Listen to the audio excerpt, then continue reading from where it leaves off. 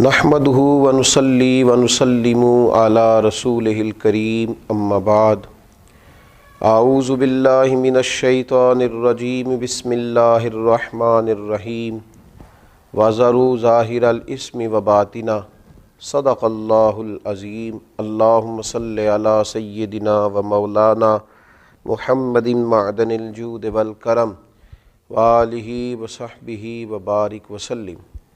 حمد و صلات کے بعد ماہ مقدس، ماہ نور، نور و سرور، ماہ رمضان المبارک میں ایک سلسلہ گفتگو روحانی مسائل اور ان کا حل۔ ہمارے ہاں سادہ لو طبقہ یہ سمجھتا ہے کہ روحانی مسائل کا تعلق شاید کالے جادو سے، تعویذ گنڈے سے، بد نظری سے اور کسی شخص کے کسی کے خلاف کوئی عمل کرا دینے سے ہوتا ہے، اور شاید روحانی مسائل کا تعلق جنات، آسیب اور انہی چیزوں کے ساتھ صرف وابستہ ہے۔ حالانکہ ہمارے جو روحانی مسائل ہیں انہوں نے تو ہمارے سارے ظاہری مسائل کو بھی بگاڑ دیا ہے۔ ہمارے دل کے بگاڑ نے ہمارے وجود کے بگاڑ پر اور ہمارے اعمال کے بگاڑ پر بہت بڑا کردار ادا کیا ہے۔ یہ روحانی مسائل کیا ہیں؟ یہ روحانی مسائل دراصل باطنی مسائل ہیں۔ قرآن مجید فرقان حمید ارشاد فرماتا ہے کہ وَذَرُوا ظَاهِرَ الْإِثْمِ وَبَاطِنَهُ، ظاہری گناہ بھی چھوڑ دو اور باطنی گناہ بھی چھوڑ دو۔ صاحب تفسیر ساوی اس کی تفسیر کرتے ہوئے فرماتے ہیں کہ ظاہری گناہ تو انسان کے یہ ہے نا، جیسے معاذ اللہ کسی نے قتل کر دیا، ڈاکہ ڈال دیا، بددیانتی کر لی، خیانت کر لی، اور باطنی گناہ یہ ہے کہ اس نے حسد کیا، تکبر کیا، بغض رکھا، بدگمانی کی، برا سوچا، اپنے دل کے اندر اس نے کینہ پروری کی۔ یہ سب وہ باطنی گناہ ہیں جو انسان کے دل کو بگاڑ دیتے ہیں، اس کے باطن کو میلا کچیلا گدلا کر دیتے ہیں۔ انتہائی خوبصورت، نفیس، پڑھے لکھے، صاف ستھرے، سمجھدار، اچھے گھرانے کے لوگوں کو یہ باطنی گناہ اس طرح کا بنا دیتے ہیں کہ وہ ایک خود غرض انسان بن جاتا ہے۔ اس کا رویہ انسانوں کے حق میں انتہائی بد اخلاقی کا ہو جاتا ہے۔ یہ جو باطنی گناہ ہیں، یہ جو باطن کے میل کچیل ہیں، حضرت سیدنا امام غزالی رحمۃ اللہ علیہ فرمایا کرتے تھے ظاہری اعمال کا باطنی اوصاف کے ساتھ خاص تعلق ہے۔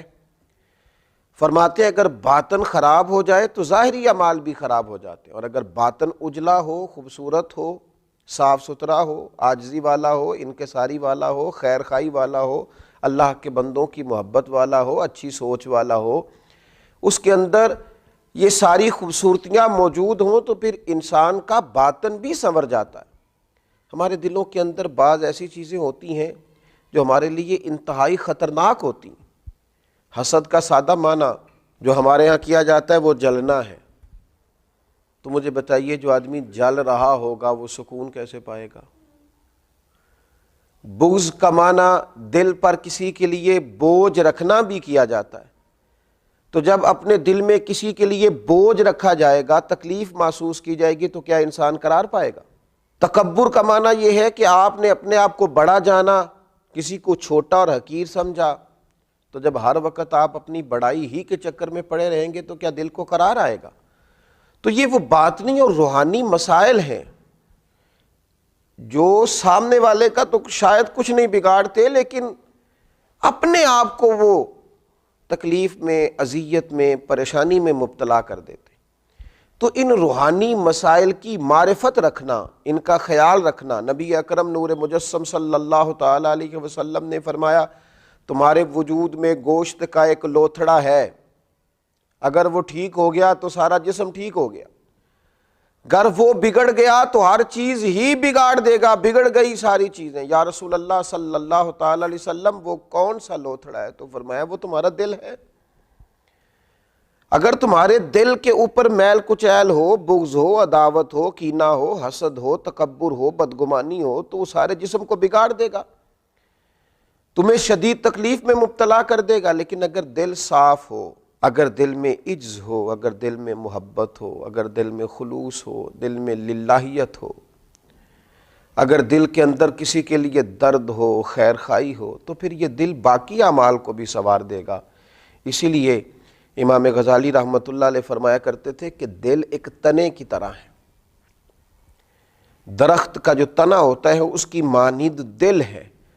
اگر تمہارا دل صاف ہے تو پھر جو اوپر شاخیں لگیں گی تنے کے وہ بھی خوبصورت لگیں گی، پھول لگیں گے، پھل لگیں گے، توانائی ہوگی۔ لیکن اگر دل ہی بگڑ گیا ہے، پاک ہوئے تے پاک ہی ملدائی تے بنا پاکوں پاک نہیں ملدا، سارے جسم دے دھون دے نالوں اکو تولے ٹکڑا دل دا۔ اور اقبال کہنے لگے دل بیدار پیدا کر، کہ دل خوابیدہ ہے جب تک، نہ تیری ضرب ہے کاری نہ میری ضرب ہے کاری۔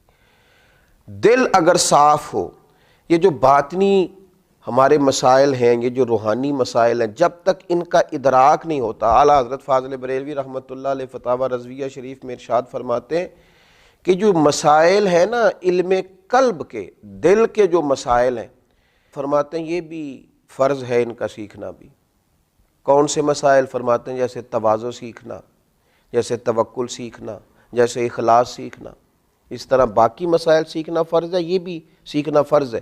اور فرماتے ہیں جس طرح بہت سے حرام چیزوں کی معلومات ہونی چاہیے کہ یہ ٹھیک نہیں، یہ منع ہے، یہ درست نہیں ہے، اس سے اللہ رسول ناراض ہو جائیں گے، اسی طرح جو محرمات باطنیہ ہیں، یعنی تکبر ہے، ریا ہے، عجب ہے، حسد ہے، ان کی معلومات ہونا بھی ہر مسلمان کے لیے فرض ہے۔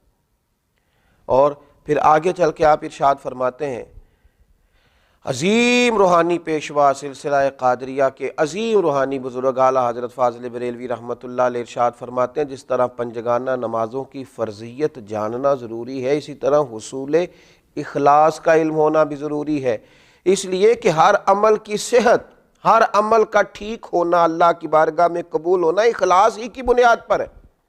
اگر اخلاص کی معلومات ہی نہ ہوں گی تو یہ وہ روحانی مسئلہ ہے، یہ وہ روحانی مسئلہ ہے جو تمام اعمال کو ضائع کر دے گا، اکارت ہو جائے گی کی ہوئی ہر ایک نیکی۔ پھر آپ ارشاد فرماتے ہیں جس طرح حلال و حرام کا علم ہونا ضروری ہے، اسی طرح ریاکاری کا پتہ ہونا بھی ضروری ہے۔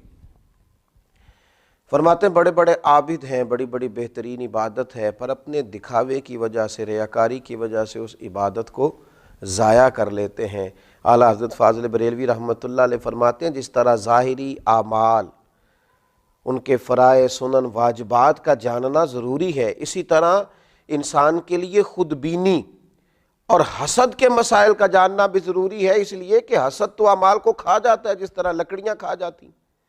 یہ جو روحانی مسائل ہیں، یہ جو اندر پنپ رہے ہوتے ہیں، اور امام غزالی رحمۃ اللہ علیہ فرماتے ہیں اس میں تخصیص نہیں کہ یہ تکبر، حسد، بغض، عداوت صرف جہلاء میں ہوتا ہے، کہتے ہیں یہ پڑھے لکھے لوگوں میں بھی ہوتا ہے۔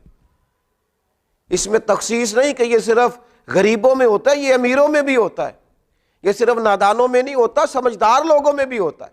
ان اعمال کا جاننا، ان کا حساب کرنا، یہ بڑا روحانی موسم ہے رمضان المبارک کا۔